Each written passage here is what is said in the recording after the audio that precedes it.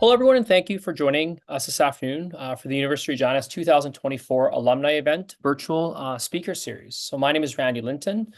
I'm an accounting faculty member, and I run our Hill JDC West program at the U of R. Our Hill JDC West program is an award-winning experiential learning program we have within our faculty business. And like our guest today, I also am a U of R alumni.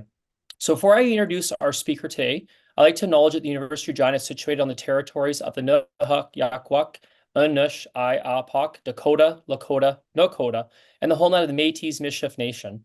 The University of Regina is on Treaty 4 lands with a presence in Treaty 6. The University of Regina's Alumni Engagement Department is pleased to be able to offer the Alumni Event Speaker Series virtually. This is my first time hosting a lecture in this series, and I hope that your time with us inspires you to return to future sessions, and more importantly, I hope you see some of the activities we're doing at the U of R in regards to experiential learning. I'd like to point out that these sessions are being recorded and we post on the U of R alumni website so that you can watch presentations again or share them with family and friends. You'll see a link to the alumni website in the chat if you'd like to access a video at a later time. So now it's my pleasure to introduce our March speaker for the 2024 Alumni Effect Virtual Speaker Series, Brennen Schmidt. So Brennen, thank you for joining us. To give you some background on Brennen, Brennen is an award-winning management consultant who specializes in cybersecurity, emergency planning, and crisis response. He is also a co-author of Cyber City Safe Emergency Planning Beyond the Maginot Line and is a trusted advisor who bridges the gap between business and technology. He also holds a Bachelor of Education from the University of Regina with a specialization in business technology and media education. He also has a certificate in public sector governance and public relations. And lastly, Brennen is also a coach within our JDC West program and is a strong advocate for experiential learning and micro-credentials. Today, Brennen will discuss his journey from studying education at the U of R to his career in management consultant via cybersecurity consulting. Brennen will also discuss his view on the importance of experiential learning and his experience in the JDC West program. And lastly, like myself, Brennen also grew up on a farm just outside of Regina. So I'd like to welcome a fellow farm kid to discuss his journey with experiential learning. Following this presentation, we're going to have 15 minutes for question and answer session. We invite you to submit questions to Brennen in the chat, and I'll read them following our discussion. You're welcome to leave your cameras on for the duration of the event, but please note that your microphone will remain muted until the end of the presentation. If you'd like to ask a question live at the end of the presentation, please just raise your hand, function at the bottom of your screen. And now I'll turn the floor to Brennen to introduce himself and begin. Awesome. Well, thank you so much, Randy, and thank you so much to the University of Regina for making today's event possible. Like Randy had mentioned, we definitely want to make this a conversation, so I won't spend too much time talking about myself here, but did want to maybe expand a little bit on what Randy was pointing out there in terms of my bio. So, yeah, as far as where I've been and where I am now and where I see my future going, I think it is in large credit to the University of Regina, and not just the University of Regina itself, but also the broader community. And I'll touch on that a little bit more here in a second. So as Randy pointed out, my educational background is the Bachelor of Education with the I was going to say the faculty. There we go, the Faculty of Education. So as part of that, I was able to be afforded the opportunity to have an internship, and so I actually did my internship at Belfort Collegiate, which was an awesome learning opportunity. And I think we'll get into this a little bit more in today's discussion, but I think really gave me a firsthand experience in terms of applying theory and putting it into practice, and just seeing how sometimes that delta can be quite big. But if you're kind of finding yourself asking the question, well, how did he go from education to all of a sudden doing management consulting and cybersecurity?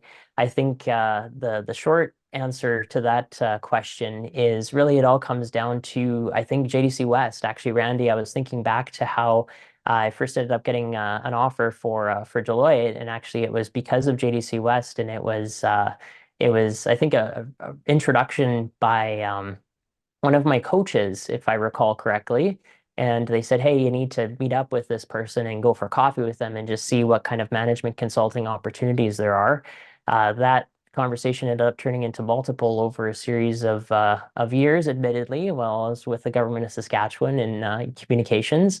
But eventually it became a leap into, hey, you wanna take the leap and actually go full into management consulting, which is what led me into some pretty exciting opportunities. One of which was actually working in the United States for about a year's time in Kentucky, working on a project there for a health and life sciences client. So that was pretty interesting. As you can imagine, it wasn't just the work. There was a lot of bourbon runs there because that is the heart of bourbon country.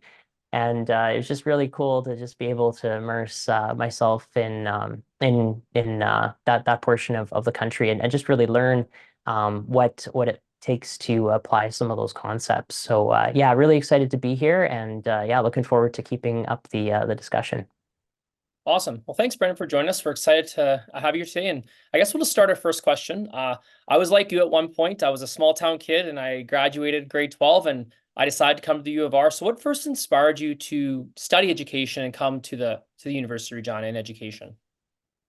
Well, that's an interesting question, and I thought about that a little bit, and really it was all the game plan, it seemed, in life was to go back to Luther College and be a computer teacher out there because I'm a graduate of Luther College High School, and the joke was that since I was fixing the computers for some of the teachers and I was kind of the IT kid, I embraced the nerdiness as you could imagine, and I always thought, well, hey, I'll go back there and I'll teach. But as it turned out, life had a little bit of a different direction. But I should mention that I still do keep pretty close to the school, and in fact, I'm on the board of regents for both colleges at Luther College at the high school as well as the university. So really still like to keep plugged in, not only in terms of where my roots are there, but also at the university too with JDC West, like you'd mentioned.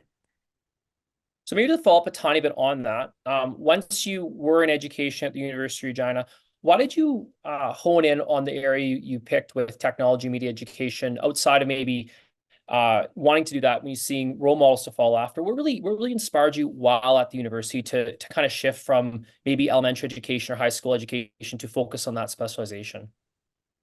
Yeah, I think it really came down to just being so immersed in the subject area. I just had so much of a passion for it. I actually ended up standing up a open source computer club in high school. And yes, I was that nerdy that I was that kid in school that would do that. And I think it lent itself to the next part, which was, hey, well, if there's a program that's dedicated to being able to teach, and I really like teaching, can I find that? And as it turns out, I went to a few different, open houses and got to learn a bit more about the faculty and applied. And again, back to that community factor, actually went out for lunch with a couple folks who knew a bit about the business technology media education program. And then next thing you know, I'm filling out my application and got accepted. And then I'm in really awesome lectures by, I think one of those professors is actually joining us here today. So I think I give a lot of my credit to being inspired to do that because of the great role models and the awesome faculty that I was able to be taught by. Awesome answer. So once you finish your degree in education, sometimes this happens, you get your degree, you finish up, you spent all this money, you're ready to be a teacher. What happened? How did you kind of jump to management consulting and with the focus on cybersecurity from maybe being in that classroom teaching? How'd that kind of jump happen for you? Yeah, so I did my internship, and there was, I think, if memory serves me right, there was a bit of a job offer right out of the internship, which is a pretty exciting opportunity, as you can imagine, for somebody that's in education.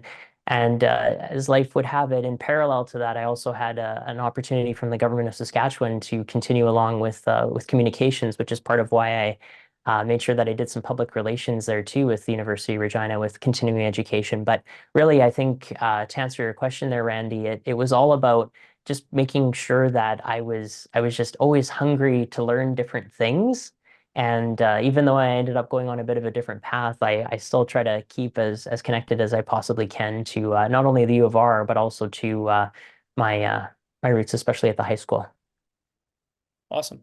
So one things I'm wondering is what challenges did you face? So when you started off, obviously in your career in cybersecurity, you started a few years ago in a management consultant.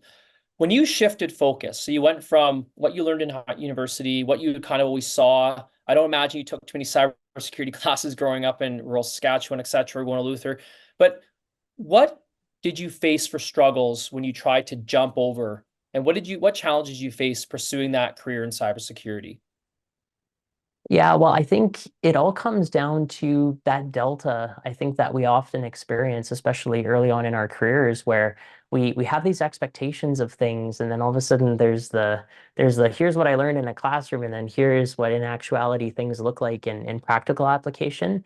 And I think the greatest challenge with that, Randy, was just seeing just how big that delta was. And I'm sure there's folks that are watching here that are probably smiling and nodding. I would hope that that's something that you find out early on. But I think that overcoming that challenge is just really eventually coming to the realization that it's not just the learning, but it's actually that community component to it. And it's not just you that helps support these things, but it's also making sure that you are reaching out and really building your network so that you can find those people that have those areas of expertise and strengths. Because, like you said, even though there wasn't a quote unquote program for things like cybersecurity, the thing about cyber is that it just encompasses such a huge swath of domains and perspectives. And really, at the end of the day, what it comes time to is, and I think the greatest challenge in the latter portion of your question there, Randy, is just making sure that we have everyone on the same page so that we can actually do something. Awesome. So then when you went into the industry and you kind of shifted away from working and you started up to what you said kind of in the industry, when did it click that you knew this is what you wanted to do? Like there's always that moment where you're maybe sitting there at work one day and it clicks and you're like, I made the right decision. So when did you know leaving your one area, moving to this other area really clicked for you and really made you realize this is my path. This is what wakes me up in the morning, gets me ready for work. Oh, that's such a great question. I think it was twofold. I think, first of all, tactically speaking, it was being able to carve out slide decks or PowerPoint presentations in a way that messages typically weren't received all that well, all of a sudden transformed into, wow, I can deliver this message in this structured format. Take an argument, break it up into specific pieces to help have a conversation.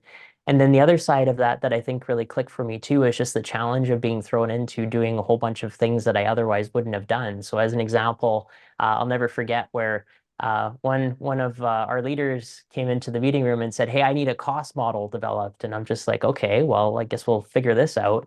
And so even though that wasn't something that was initially part of what I had thought that I was going to do, back to that whole thing about building up your network in your community. Lucky enough for me, I had a whole bunch of really, really talented people that I could go to and ask them for help and really pull it together. So just really being that dot connector, for lack of a better term, is I think really where it clicked. And to be able to see the tangible benefits of that, like that project out in Kentucky as an example, the platform that we worked on for that, the fact that it's still in use today and that I'm able to keep in touch with colleagues who are a part of that is something that I think is something that really clicked and showed me that there is immense value in being able to do that kind of work. Awesome. So we're gonna just jump back maybe to your time at university now. So you mentioned earlier you interned at Balfour well in the university in the faculty of education. And experiential learning is a big thing at the University of Regina that we really, really focus on. We've been very well known and successful at it. Is how did that component of your internship at Balfour really give you your first taste of experiential learning that you had in your career? So maybe walk us through that internship and what kind of things were there that really opened your eyes? And when you came back to the university, say in the winter semester, it was like, wow, I'm ready for this. I'm grasping what's happening. What was that? Were those some of those clicking moments you had on that internship? Well, to describe internship, I think it's kind of a bit of an arc, right? You have my goodness, what did I just go into here? And then all of a sudden it's, oh, I got to do this, and then hopefully I do it right.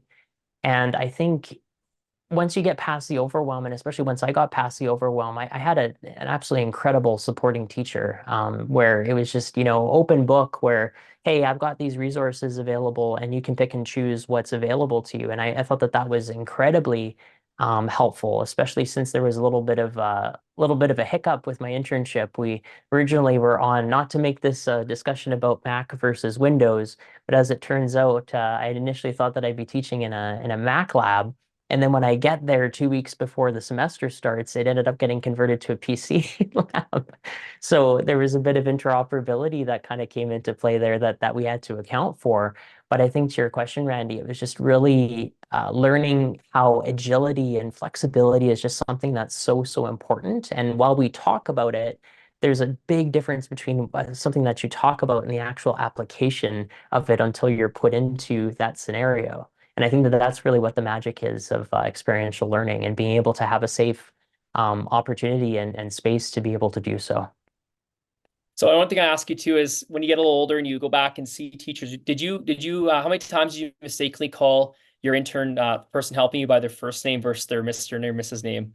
Did that happen a few times you're in the classroom? Oh, it did, and I'll never forget because I thought that I would have some. It's a great question because I thought, well, I'll just wear the suit jacket every day so that I don't look like a student, right? So that was part one, and part two was always as well for supervision. It was just a lot of fun too for just-in-time learning. You know, you get to know the students, you get to walk around the hallways and just strike up conversations. And I'll never forget how there was this one group of students in particular that they wanted to. You could tell that they were just trying to troll me. So I thought, oh, I'll just troll them back and see where it goes. And it turned into this weird sort of, literary theory slash philosophy, like very esoteric conversations that week by week we would talk about this stuff that I just learned about. So at least it was still fresh. But then all of a sudden you get to the end of the semester and they're starting to synthesize all the stuff that we talked about in weeks previous. And I'm like, wow, this is very interesting how there was actual listening of what was happening. And now we're having this really philosophical conversation of things. And I thought that that was just so cool because it takes it beyond just, let's just occupy our time and see when the next class is or what our next thing is, and more so actually establishing those relationships. And I would hope that, like, I haven't been able to cross paths with those students. I'd love to find out just where their life's path took them and whether or not that even had a modicum of an impact in terms of how they maybe were synthesizing information. Awesome. And that's a big Yeah. thing. I think the internships is a very, very important part we offer within the education program at the university. So my last question, my second last formal question for you here is I want you to talk a tiny bit about being on the JDC West team, like you were on the team obviously back a few years ago. Specifically, I also want to have you talk about the importance of the experiential learning and just the importance of being on that when you were on the team first off. Maybe we'll do that first. We'll start with that one. So walk us through the journey of when you were on the team back a few years ago. That's going a bit back into the way back machine here now, but as far as I recall, it was one of those, hey, you're a techie guy.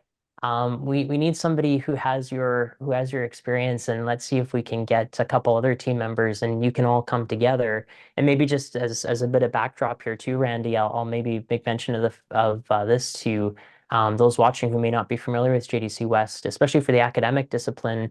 There's usually three team members that come together at the beginning of the semester. So I was a one member of the team, and there were two others. And so the whole exercise was week by week, making it so that we would take 3 hours of time to be able to deconstruct a case study that we've never seen before, and come up with a 20-minute presentation to an executive audience who we've never met before, and have a 5-minute sort of Dragon's Den style Q&A. So I think, Randy, in terms of how that turned out, after that bit of context that I was introduced to, it was now, well, how do we form as a team? How do we storm and get stuff out of the way? How do we come up with team norms? And then ultimately, how do we perform?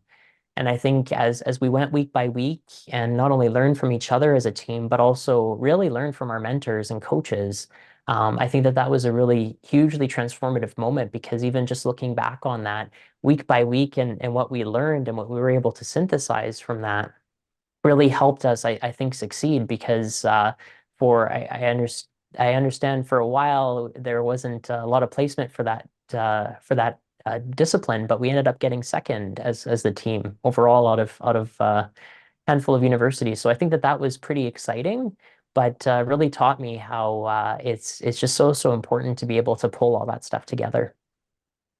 Okay. So then once you finished with university and graduated, you came back on the other side, and that's something I'm very appreciative of. I run the JDCUS program, and I'm very appreciative of people who give back. I think that's a thing that sometimes isn't, you don't see as much of anymore. And I do appreciate people like yourself who do come back selflessly and give back and give that experience to the next generation of people. So I want you to walk me through, now that you're on the other side, as I always say, how do you really see this case competition, the JCUS program, and the experiential learning it creates now that you're on the other side of it? And also with, as you mentioned before, the recent victory school of the year that happened this year. Just walk us through the other side of it now that you're now an alumni who coaches and helps these future students. Yeah, it's a great question, Randy, because I think it's sort of twofold. Number one, because and without getting too much in the weeds of kind of mindfulness here, but at the same time, I think it comes into play when you're doing these things and when you're so immersed in it, it's almost like your headspace is just way too much into the details, and all you're focused on is just getting through that one thing. And then now when you come in on the other side of things and now you're doing your day job and then you've got this fresh perspective of students that are just so eager to learn, it just I think really grounds you. And for me especially, I think it's just so exciting to be able to just think, well, oh, there's so much excitement and there's so much potential here that now instead of focusing exclusively on the subject matter at hand, how can we make it so that we start pulling those threads of what encourages and what motivates each team member to be able to succeed at their best? Because put another way, it's the other part of the equation here, I think, where it's once you get an understanding of what those baseline requirements are, tech at the end of the day to me is kind of easy. It's the people and process side of stuff that takes a bit of work. But I think now being able to not only work with the students, but also be surrounded by such an incredible team of colleagues who are also coaches with the team from a few different disciplines, I think is just really interesting to see how we're able to shape and sort of craft the way that students can go about making something that makes sense for them. Awesome. I think that's one thing I've always admired is kind of in my career, I've seen both sides. I was, a student, now I can teach. And then like seeing both sides of something really gives you an appreciation of what was in their side of them. So one last question now I'm going to kind of ask you, maybe it's a little outside of all this, is one thing we know about people, coming from Saskatchewan, growing up here, is we have a lot of pride, we have a lot of work ethic, etc. What's one thing when you took from the U of R is that work ethic we instill in you, hopefully, when you got to industry and you worked with a lot of people around the world, what's one thing you noticed was very unique that was about Brennen, that I'm very unique because of my upbringing in Saskatchewan and because of my background at the university? What's one thing you brought into those meetings with all those individuals that was just unique about it, and maybe you could attribute it back to growing up maybe in Vibank in a small town on a farm, or maybe the U of R and your fact education, or what's something you could attribute back to that's very unique about you that's helped you excel in business? So that's another great question, Randy. We didn't rehearse this one for the record, but I would say it Right. harkens back to that point you made about our agrarian roots. And I think it's been said, in Saskatchewan we just pull things together with duct tape and baler twine. And that's Yeah. really that whole innovative spirit, right? If something works, or if it doesn't, we'll find ways of fixing it. And I think that's really what I find in terms of that whole dot connector sort of piece is that there's all these disparate pieces of information that I find myself kind of being I like to call myself a professional translator because there's kind of the business side of things that are just like, just get it done. Here's our KPIs, here's our metrics, and I just don't care about the details.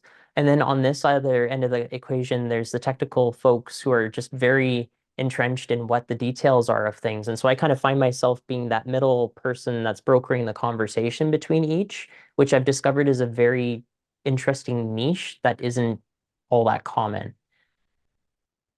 Awesome. Now that's kind of like you always hear a lot of that, is that you're good at improvising and bringing people together. That's a lot we do in Saskatchewan. Well, thanks for answering these questions, Brandon. What we're going to do is we're going to open up to the audience.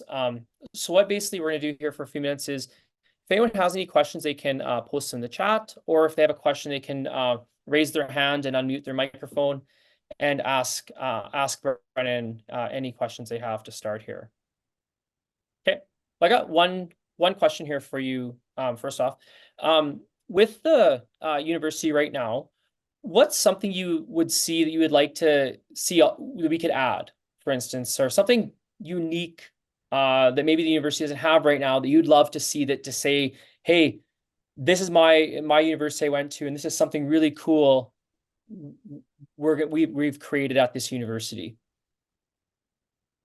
I think we stand at a very interesting intersection, and I appreciate the question, Randy, because in terms of being the dot connector here, it strikes me we've got those really, really strong agrarian roots, and we see a lot of investments that are being made in that, a lot of organizations that are setting up shop here in Saskatchewan, which is great. And then on the other side, we have, I think, a whole bunch of tech incubation that's taking place, and you're seeing the convergence of those two things.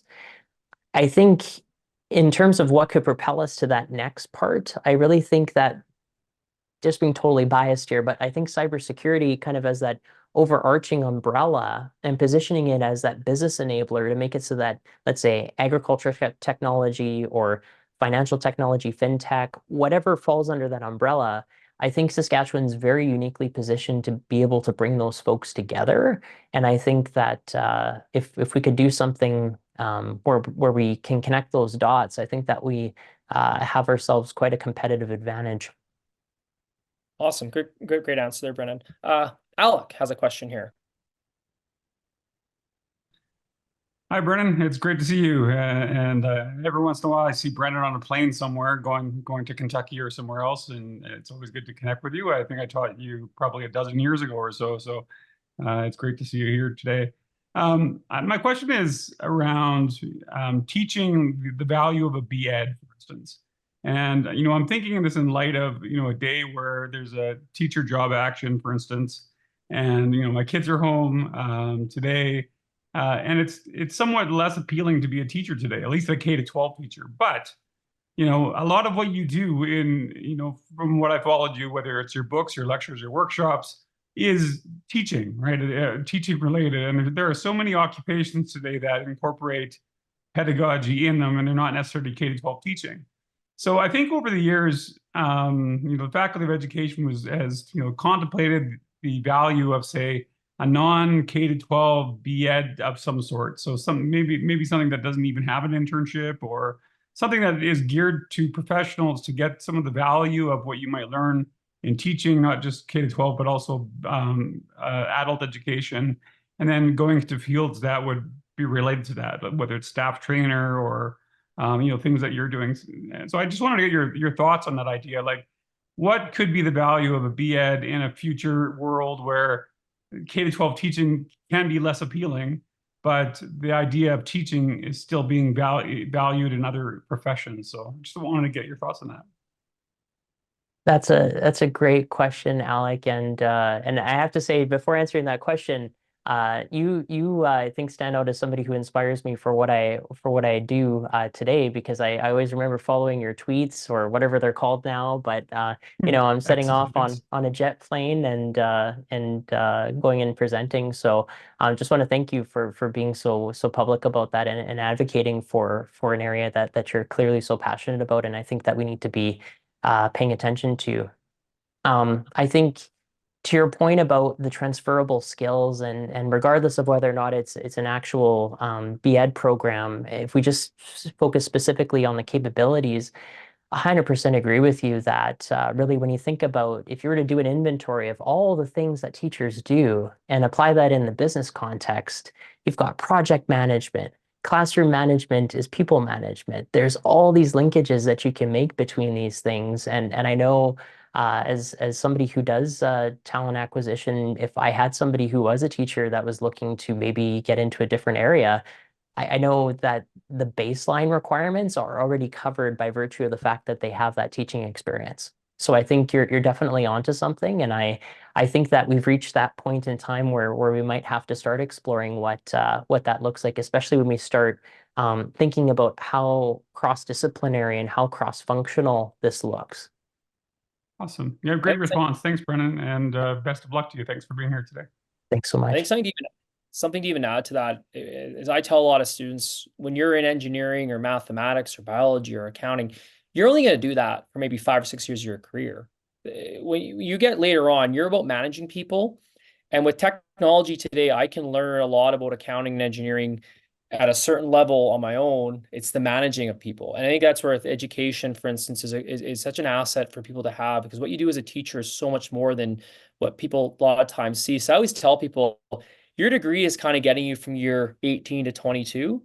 Yeah. And after that can be such a difference. So another question here from the audience here, Brennen, is my questions are both. What advice do you have for students who are thinking about taking a co-op term or engaging in an experiential learning program, say an ICBC, an ACTIS you are investing, or another one we have on campus? More specifically, if you're in your experience, how does experiential learning differ from classroom learning? I'll let you go first on this, Brennen. Mm-hmm. Well, I definitely encourage it if it makes sense. The reason why I kind of add that if it makes sense is because sometimes we want to get a program done within a specific time period, and wearing the project kind of management hat on that, sometimes there's those constraints of the timeline. But if you can perhaps extend it a little bit and start thinking, well, hey, do I have that flexibility to be able to incorporate a semester of learning? I would say 100% do that. However, if you aren't able to do that, I know there's a ton of opportunities outside of that, and I would encourage you to reach out and do as much as you can in order to build your network. Because in a lot of cases, like I said earlier, the opportunities that have been afforded to me specifically were just random sort of encounters and coffees with people that turned into some really awesome conversations. I think just to add to that, with it is, I'm always a big believer that if you have a chance to do something, the chance is lower. As you get older and older, you have less chances to do something different and unique. So if there's an opportunity to do a work term or join a program, once you get to that 24, 25, 26 age, you start getting mortgages, bills, children, more things occupy your lives, and there's less chance to take chances on things. So I always tell people, take chances when you can, and also take chances when there's structure. At the university, we have a lot of structure around helping you, because as you get older, you have less and less of that structure and those helpers there, and you're less likely to take a chance on something that is experiential learning based. So I'm on the same process for you, Brennen. One last question for you today, and this is actually my own question, is with traveling the world now and things being remote all over the place, and obviously your job, I'm pretty sure your colleagues aren't just next door to you. How how is that able now from a place like Regina? So if I lived in Regina and worked in Regina, how can I actually work around the world such as you do from being your home base here? And maybe talking about that for some of our students who are looking at, maybe they don't want to leave home, they don't want to leave their roots, but they also want to maybe work elsewhere. How is that possible? And how do you manage that in your lifestyle?